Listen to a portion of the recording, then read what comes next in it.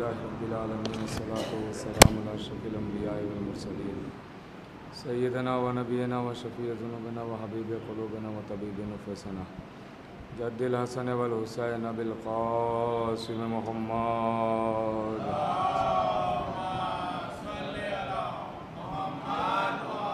وآل طیبین الطاہرین المعصومین المظلومین المنتخبین المنتجبین ولعنۃ اللہ علی اعدائہم اجمعین من یومنا ھذا الی قیام یوم الدین اما بعد فقد قال اللہ سبحانہ تبارک و تعالی فی کتاب المجید والفرقان الحمید بسم اللہ الرحمن الرحیم انا ارسلناک شاہدا و مبشرا و نذیرا صلوات پڑھیں محمد وعلی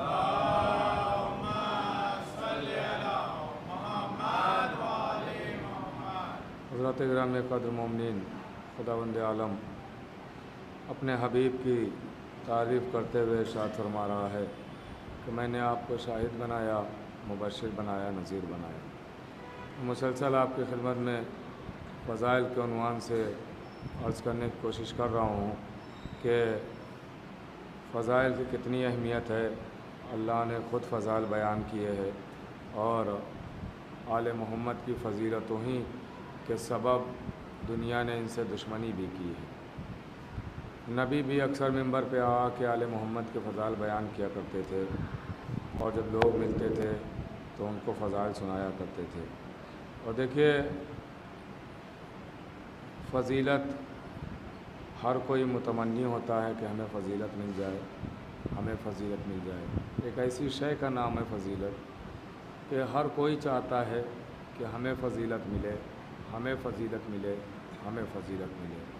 یہ جملہ آپ چاہے جیسے سنیے گا، ہر کوئی چاہتا ہے کہ ہمیں ہم ہوں، آپ ہوں، کوئی بھی ہو، فضیلت کا ہر کوئی متمنی ہوتا ہے کہ ہم سب چاہتے ہیں کہ ہمیں فضیلت ملے، ہم صاحب فضائل بن جائیں، ہم صاحب فضیلت بن جائیں۔ مگر یاد رکھیے گا کہ ہم تمنا کرتے ہیں کہ ہم صاحب فضائل بن جائیں، ہمیں فضیلت مل جائے، مگر فضیلت تمنا کرتی ہے کہ ہمیں آل محمد مل جائیں، ہم در آل محمد سے منسوب ہو جائیں۔ آپ کو نہ یقین ہو تو میں دلیل بھی دوں گا۔ کعبہ پہلے سے تھا مگر لائق سجدہ نہیں تھا، سجدہ نہیں ہو رہا تھا، تب لائق سجدہ بنا جب مرکز فضائل مولائے کائنات آ گئے۔ اور کر رہے ہیں آپ تو فضائل، آپ دلیلیں ایسی بہت ڈھونڈیں گے، آپ کو مل جائیں گی کہ فضیلت بھی تبھی فضیلت پاتی ہے جب آل محمد کے دروازے سے منسوب ہو جاتی ہے، آل محمد کے دروازے سے منسلک ہو جاتی ہے۔ آپ دیکھیے، مکہ شہر پہلے سے تھا مگر لائق تعریف تو نہ تھا۔ غور کر رہے ہیں آپ، لائق تعریف نہ تھا۔ لائق تعریف مکہ شہر تب بنا کہ جب نبی کریم وہاں آ گئے، تب بنا۔ مدینہ پہلے سے تھا لیکن لائق عظمت کب بنا، صاحب فضیلت کب بنا؟ کہ جب نبی ہجرت کر کے مدینے پہنچ گئے تو صاحب فضیلت بنا۔ نجف پہلے سے تھا لیکن نجف ہونے کی وجہ سے مشہور نہیں ہوا، نجف بھی مولائے کائنات کی وجہ سے مشہور ہوا۔ اور کر رہے ہیں آپ، کربلا زمین پہلے سے بھی ہے لیکن کربلا اپنے زمین ہونے کی وجہ سے مشہور نہیں ہے، آقا حسین کے سبب سے مشہور ہے۔ اور کر رہے ہیں میرے عزیزو، تو یہ جو بھی فضائل جسے بھی ملے آل محمد کی وجہ سے ملے ہیں، تو چاہے وہ مکہ ہو تو بھی آل محمد کی وجہ سے، چاہے وہ مدینہ ہو تو بھی وہ محمد اور آل محمد کی وجہ سے، سامرہ ہو وہ بھی محمد اور آل محمد کی وجہ سے، کاظمین ہو، جنت البقیع ہو، قم ہو، مشہد ہو، نجف ہو، اور کر رہے ہیں آپ، کربلا ہو، یہ جو بھی مشہور ہوئے وہ محمد اور آل محمد کے سبب ہی تو مشہور ہیں۔ ان کی عزت کا سبب کیا ہے؟ محمد اور آل محمد۔ ان کی فضیلت کا سبب کیا ہے؟ محمد اور آل محمد۔ کہ کربلا نسبت ہے حسین سے، صاحب عظمت، سامرہ نسبت ہے دو اماموں سے، صاحب عظمت، کاظمین نسبت ہے دو اماموں سے، صاحب عظمت، جنت البقیع نسبت ہے ائمہ معصومین سے، مادر حسنین سے، وہ صاحب عظمت۔ کربلا صاحب عظمت کب ہوئی؟ جب حسین سے منسوب ہوئی۔ غور کر رہے ہیں آپ، تو صاحب عظمت ہونے کے لیے ان کی نسبت ضروری ہے۔ آپ سمجھے کہ ہم جو صاحب عظمت ہیں تو ہم بھی صاحب عظمت اپنی وجہ سے نہیں ہیں، ہم چونکہ کہلاتے ہیں عزادار حسین۔ غور کر رہے ہیں آپ، اس لیے ہماری فضیلت ہے، ورنہ ہماری کوئی فضیلت نہیں ہے، ہمارا کوئی مرتبہ نہیں ہے، ہماری کوئی شان نہیں ہے۔ ہم اگر اہل بیت سے منسوب ہوں تو ہماری فضیلت ہوتی ہے، تو ہماری عظمت ہوتی ہے۔ دیکھیے میرے عزیزو، یہ جو عزادار ہیں یہ ان کی ایک الگ شان ہے، ان کا ایک الگ مرتبہ ہے، ان کو دعائیں خود اہل بیت رسالت دیتے ہیں۔ یہ عزاداری کوئی معمولی شے تو ہے نہیں، عزادار کو خود دعائیں دی جاتی ہیں۔ نہ جانے کتنے واقعات آپ کو ملیں گے کہ عزاداری کرنے والوں کو زہرا کیسے کیسے دعائیں دیتی ہیں، سیدہ کیسے کیسے دعائیں دیتی ہیں۔ میرے عزیزو یاد رکھیے گا، عزاداری میں کبھی کوتاہی نہ کیجیے گا۔ اگر سیدہ کی دعائیں لینا ہے، معصومین کی دعائیں لینا ہے، میرے عزیزو امام زمانہ آپ کے لیے دعائیں کرتے ہیں۔ عزاداروں کے لیے امام غیبت میں، پردے میں امام آپ کے لیے دعائیں کرتے ہیں، آپ کی سلامتی کی دعائیں کرتے ہیں۔ اور امام تو یہاں تک فرماتے ہیں، امام آخر کا قول ہے کہ اگر میں اپنے شیعوں پر سے ایک لمحے کے لیے نظر ہٹا لوں تو یہ دنیا انہیں مٹھی میں مسل دے گی۔ غور کر رہے ہیں آپ؟ اس کا مطلب ہمارا زندہ ہونا ثبوت ہے کہ ہم پر امام کی نظر ہے۔ ایک صلوات پڑھیں تو میں عرض کروں آپ کی خدمت میں۔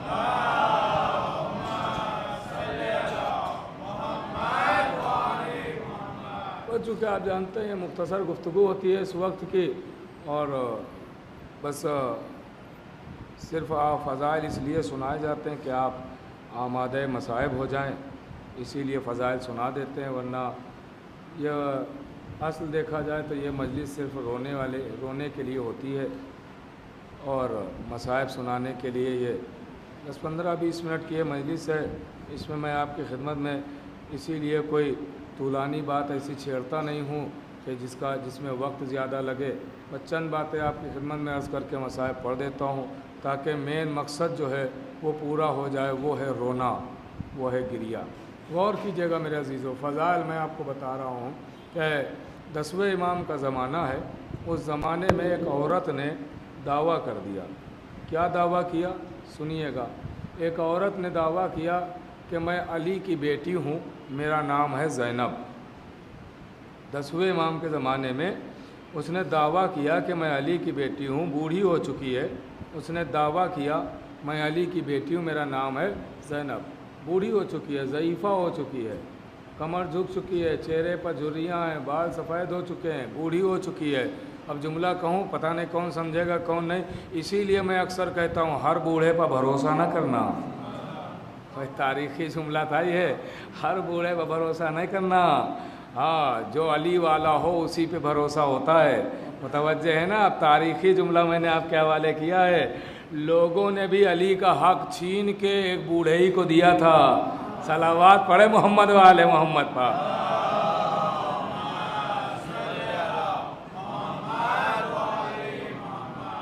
ہاں پتہ نہیں کون سمجھا کون نہیں سمجھا میں نے کیا اشارہ کیا ہے، غور کیجیے گا میرے عزیزو، اس سے زیادہ میں خلاصہ نہیں کر سکتا ہوں۔ تو اس عورت نے کہا میں علی کی بیٹی ہوں، میرا نام زینب ہے۔ دربار تک پہنچ گئی، بادشاہ سے کہتی ہے کہ میرا حق جن کے پاس ہے ان سے دلوائیے، جو علی کا حق تھا، وراثت تھی، وہ ہمیں دلوائیے، میں علی کی بیٹی ہوں، میں چھپ گئی تھی ظالموں کے خوف سے، میں پوشیدہ ہو گئی تھی، آج میں ظاہر ہوئی ہوں، میرا حق دلوائیے۔ تو لوگ پریشان ہو گئے، اتنے عرصے بعد علی کی بیٹی زینب، یہ کیسے ہو سکتا ہے ممکن؟ غور کیجیے گا۔ تو اسی دربار میں ایک بیٹھا ہوا تھا، اس نے کہا کہ ایسا کریے پہلے ان کا امتحان لے لیجئے، یہ زینب ہیں بھی نہیں۔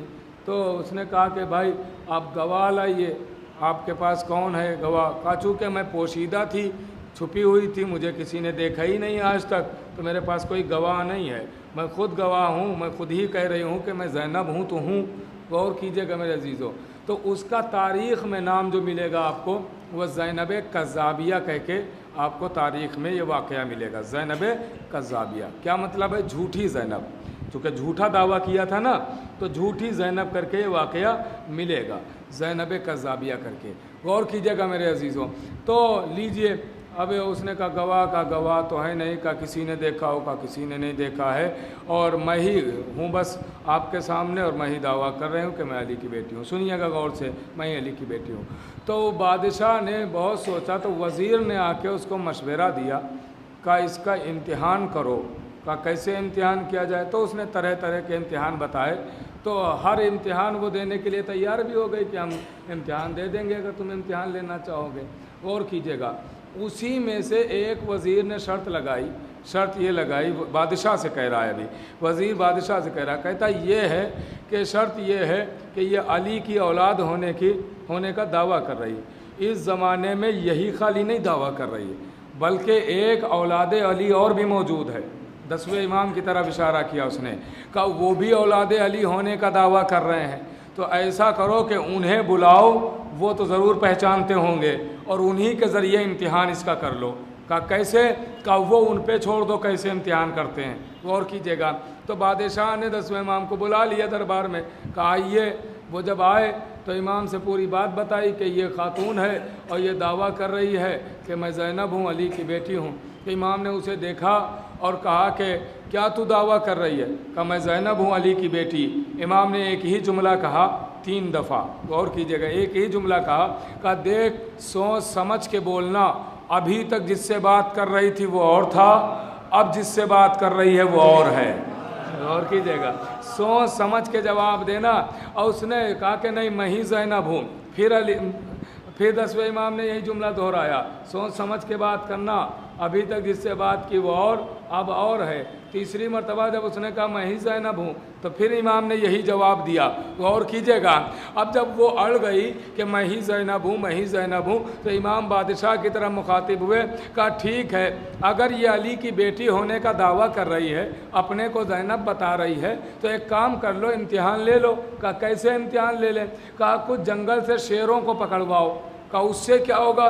कहा वो शेर लाके इसके सामने छोड़ दो, अगर शेर इसे खा जाएंगे तो अली की बेटी नहीं है, और अगर छोड़ दें तो अली की बेटी। कहा ये क्यों? कहा चूँकि औलाद अली का गोश्त हैवानों पर हराम है। अल्लाहू अकबर, गौर नहीं कर रहे हैं, औलाद अली का गोश्त हैवानों पर हराम है, अगर ये अली की बेटी है तो इसे कभी शेर नहीं खाएगा। अब जैसे ही बादशाह ने ये सुना तो वो तो खुश हो गया। उस खातून ने जैसे ही सुना फ़ौरन हाथ जोड़ लिया, कहा मैं तो झूठ बोल रही थी, मैं अली की बेटी नहीं हूँ। गौर कीजिएगा, मैं अली की बेटी नहीं हूँ, मैं तो झूठ बोल रही थी। जब उसने देखा कि अब तो मौत सामने है, बादशाह शेर को पकड़ेगा और हमारे सामने छोड़ेगा, वो तो हमें खा जाएंगे, क्योंकि मैं अली की बेटी हूँ नहीं, सिर्फ विरासत लेने के लिए ये दावा किया था। गौर कीजिएगा मेरे अजीजों, अच्छा जो बादशाह है वो कोई शिया तो था नहीं, अहले बैत का चाहने वाला तो था नहीं। इमाम ये कह के चले गए अपने घर।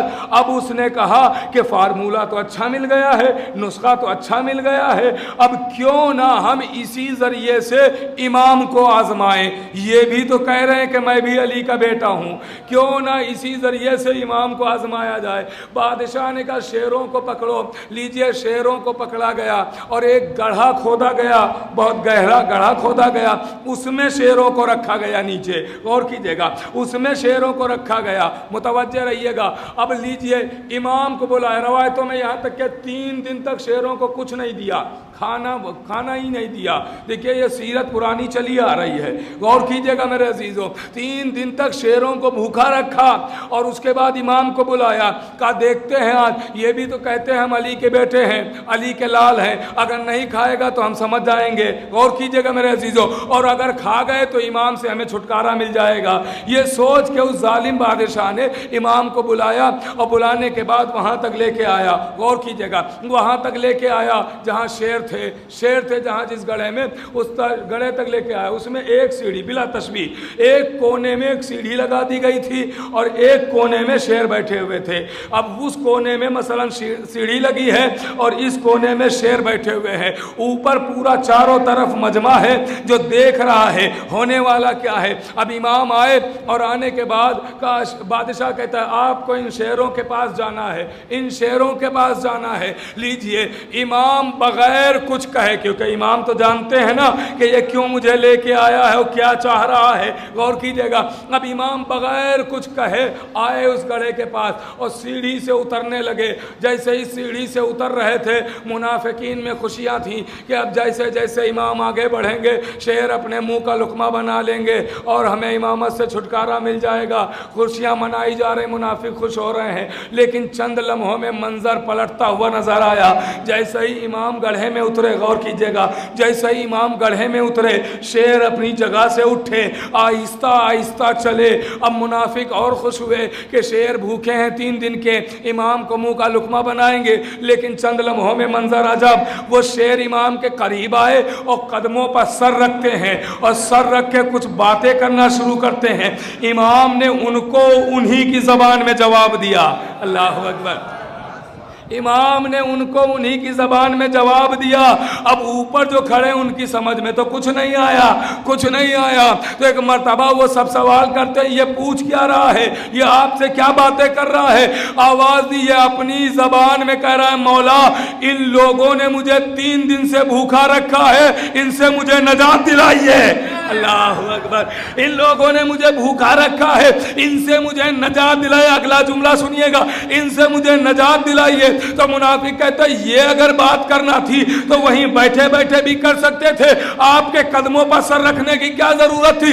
آواز آئی ان لوگوں نے قدموں پہ سر نہیں رکھا ہے، میرے قدم چوم کے اچھی نسل ہونے کا ثبوت دے رہے ہیں. ایک صلوات تو پڑھے محمد و آل محمد پر. جب وہیں سے یہ بھی پتا چلا کہ احترام امام کرنے والا صحیح النسل ہوتا ہے. جو احترام امام کرے چاہے وہ جانور ہو چاہے وہ انسان ہو، احترام امام ہی کرنے والا صحیح النسل ہوتا ہے. جو امام کا احترام نہ کرے وہ صحیح النسل نہیں ہوتا، چاہے انسان ہو اور چاہے وہ جانور ہو. میرے عزیزو، روایتوں میں باقاعدہ ملتا ہے کہ جتنے بھی کربلا میں آئے تھے امام حسین کے مقابلے میں کوئی بھی صحیح النسل نہیں تھا، کوئی بھی صحیح النسل نہیں تھا. ان کے شجرے کھنگالیے تو ولدیت کا کھانا خالی نظر آ رہا تھا. غور کر رہے ہیں میرے عزیزو. اسی لیے کہ روایتوں میں ملتا ہے کہ جناب موسیٰ جب فرعون کے دربار میں گئے تو جناب موسیٰ کو لوگوں نے قید کرنے کے لیے کہا کہ قید کر دو. یہ مشورہ دیا وزیروں نے، مفتیوں نے، وہاں جو مفتی بیٹھے ہوئے تھے فرعون کے، ان لوگوں نے کہا کہ قید کر دو، قید خانے میں جلا وطن کر دو، وطن سے نکال دو، ان کو شہر سے نکال. یہ سب مشورے دیے، کسی نے قتل کا مشورہ نہیں دیا. جب پوچھا گیا یہ کیوں، کہا چونکہ قتل کا مشورہ، معصوم کے قتل کا مشورہ وہی دیتا ہے جس کی نسل خراب ہو. وہاں وہ مفتی فرعون کے ہاتھوں بکے ضرور تھے مگر اپنے مذہب کے حساب سے تھے حلالی. غور کر رہے ہیں آپ، اپنے مذہب کے حساب سے تھے حلالی، اسی لیے معصوم کے قتل کا فتویٰ نہیں دیا ان لوگوں نے. غور کر رہے ہیں میرے عزیزو. امام حسین کے لیے تو باقاعدہ قتل کا فتویٰ منگایا گیا تھا. غور کر رہے ہیں میرے عزیزو، قتل کا فتویٰ آیا تھا کہ امام حسین کو قتل کر دیا جائے. مفتیوں نے جو یزید کے ہاتھوں بکے ہوئے تھے ان لوگوں نے باقاعدہ امام کے قتل کا فتویٰ دیا امام کو. یہاں تک کہ روایت میں ملتا ہے کہ جن گھوڑوں کے ذریعے امام کے لاشے کو پامال کیا گیا تھا وہ گھوڑوں کی جب تحقیق ہوئی تو ان میں بھی کوئی صحیح النسل نہیں تھا. غور کر رہے ہیں میرے عزیزو. یہاں تک کہ روایتوں میں ہے، کتابوں میں ملتا ہے کہ کچھ صحیح النسل گھوڑے تھے ادھر جو دوڑائے گئے تو امام کے پاس آتے تھے اور کترا کے نکل جاتے تھے. اور کر رہے ہیں جو صحیح النسل نہیں تھے وہ امام کے لاشے کو پامال کر رہے تھے. آپ سمجھے کہ صحیح النسل ہونے کا آزمائش کا سب سے بہتر طریقہ یہی ہے کہ دیکھ لیجئے امام کا احترام ہے یا نہیں ہے، احترام کر رہا ہے یا نہیں کر رہا. بس میرے عزیزوں، احترام امام، ظالموں نے احترام امام نہیں کیا. رسول جس کا احترام کرتے ہوں، کلمہ پڑھنے والوں نے اس کا احترام نہیں کیا بلکہ رولا رولا کے مارا ہے. میرے عزیزو، رات کی مجلس میں میں نے جناب علی اکبر کی مصیبت بیان کی. جناب علی اکبر शबीह रसूल, शबीह रसूल। अरे कम से कम ज़ालिमों को किसी पर रहम नहीं आ रहा था, तो अली अकबर का चेहरा देख के तो कुछ तो रहम आता कि शबीह है ये रसूल की, शबीह है ये रसूल की। मेरे अजीज़ों, लेकिन ज़ालिमों ने रहम न किया, अली अकबर की शक्ल में नबी को शहीद कर दिया। अल्लाह अकबर, नबी को शहीद किया। मेरे अजीज़ों, रवायत कहती है कि जब नो के नेज़ा पे सबके सर बुलंद हुए हैं ना, काफ़िला चला है, तो जब अली अकबर के चेहरे पर नज़र पड़ी है ख़ातून की, तो उसने हाथों को उठाया और हाथों को उठा के एक दुआ की। और ये दुआ जानते क्या की है उसने? हाथों को उठा के कहा, परवरदिगारा, इस जवान के मरने से पहले काश इसकी माँ मर गई हो। जैसे ही ये सुना, फ़ौरन उम्मे लैला आगे बढ़ी, क्या तो कहती है? मैंने अपने जवान को हुसैन पर कुर्बान कर दिया। अल्लाह अकबर। हाँ आज़ादारो, मैं कुछ ज़्यादा आपकी खिदमत में नहीं अर्ज़ करूँगा। लीजिए शहज़ादे अली अकबर, आज 9 मुहर्रम आ गई है, 9 मुहर्रम गुज़र गए अय्याम अज़ा, हम हक़ भी ना अदा कर पाए, हम तो रो भी ना पाए, मेहमान नवाजी का हक़ भी ना अदा कर पाए। मौला अगले बरस फिर आइएगा, मौला हमारी कोताहियों को माफ़ कीजिएगा। हम रो नहीं सके जैसा रोना चाहिए था, हम वैसी अज़ा नहीं कर पाए जैसी अज़ा करना थी। मेरे अजीज़ों, रोते भी जाइएगा और माफ़ी भी मांगते जाइएगा मौला से कि हम वैसी अज़ा नहीं कर पाए। अज़ादारों, तसव्वुर करें, कलेजा फट जाता है, कलेजा फट जाता है। मैं किसकी मुसीबत को बयान करूं? मैं आपकी खिदमत में क्या पढ़ूं? कितने मसाइब आले मोहम्मद पे पड़े हैं, मैं क्या अर्ज़ करूं आपकी खिदमत में। मेरे अजीज़ों, तारीख़ कहती है कल का दिन होगा, कल का दिन, आशूर का दिन। एक दिन में भरा घर उजड़ गया, एक दिन में भरा घर उजड़ गया, एक दिन में फ़ातिमा की कमाई लुट गई। अजीज़ों, एक एहसास दिलाता हूँ, मुझे नहीं पता है कि मैं किसी की शहादत भी पढ़ पाऊँगा इस वक्त या नहीं पढ़ पाऊँगा। बस मुझे जब लगेगा कि हाँ मजलिस ख़त्म हो जाना चाहिए है, वहीं पर ख़त्म हो जाएगी। मेरे अजीज़ों, एक दिन में भरा घर उजड़ गया, एक दिन में सैयदा की कमाई लुट गई है। अगर किसी घर से एक जनाजा निकल जाता है, एक जनाजा निकल जाता है, तो घर में कैसा सन्नाटा हो जाता है, घर की दरो दीवार खाए लेती हैं, ऐसा महसूस होता है। ज़रा सोचिए, जिसके घर से एक दिन में 72 जनाजे निकल गए हों, एक दिन में 72 जनाजे निकले हों, उस ज़ैनब पर क्या गुज़र रही होगी, उम्मे कुलसूम पर क्या गुज़र रही होगी। अज़ादारों, तसव्वुर किया है, कभी कलेजा फट जाता है। सैयद सज्जाद पर क्या गुज़र रही होगी, सकीना पर क्या गुज़र रही होगी। और उसके बाद कोई पुरसा भी नहीं देने आता है, बल्कि कोई कहता है कि ताज़ियाने मारो, कोई कहता है बेड़ियाँ पिन्हा दो। सुनना आज़ादारो, सुनना, कोई कहता है बेड़ियाँ पिन्हा दो, कोई कहता है ताज़ियाने मारो, ताज़ियाने मारो।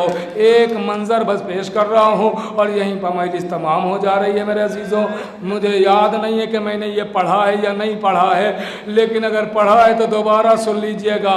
मेरे अजीज़ों, एक मंज़र बस पेश कर रहा हूँ, इस वक्त बात आ गई तो अर्ज़ कर रहा हूँ। असीर हो के काफ़िला चला, एक मंजिल पे काफ़िले को रोक दिया गया, एक मंजिल पे काफ़िले को रोक दिया गया। थोड़ी देर के लिए सबके गलों को खोला गया है। जो आप सुनते रहते हैं, सबको अलग अलग ऊँट पे बिठाया गया था, थोड़ी देर के लिए गलों को खोल दिया गया था। सुनना आज़ादारों, अब तारीख़ कहती है कि यह ऐसी मंजिल थी कि जहाँ दिन के वक्त काफ़िले को रोका गया था।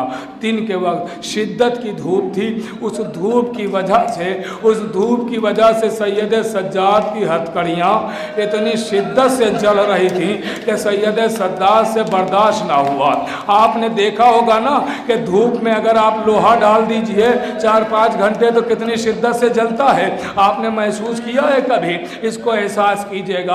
अब सैयद सज्जाद के हाथ में हथकड़ियाँ हैं, पैरों में बेड़ियाँ हैं, शिद्दत से जल रही है। सैयद सज्जाद उठे और चाहा कि लाओ थोड़ी देर के लिए हम साए में चले जाएं ताकि हथकड़ियाँ ठंडी हो जाएं, हम फिर धूप में आ जाएंगे। अभी सज्जाद साए में पहुँचे ही थे कि शिम्र ताजियाना लेके आगे बढ़ा। सैयद सज्जाद की पुष्ट पर ताजियाने मार के कहता है, सज्जाद तुम्हारी जगह ये नहीं है, तुम धूप में बैठो।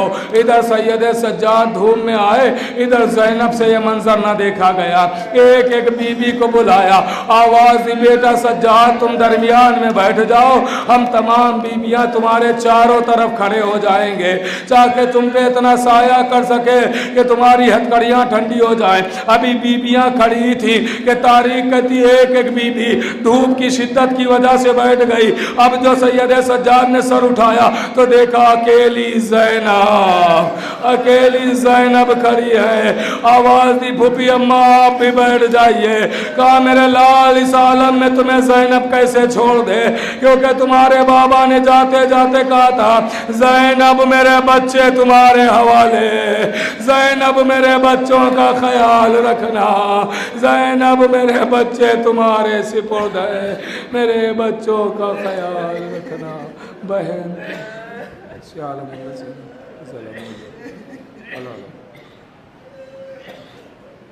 मातम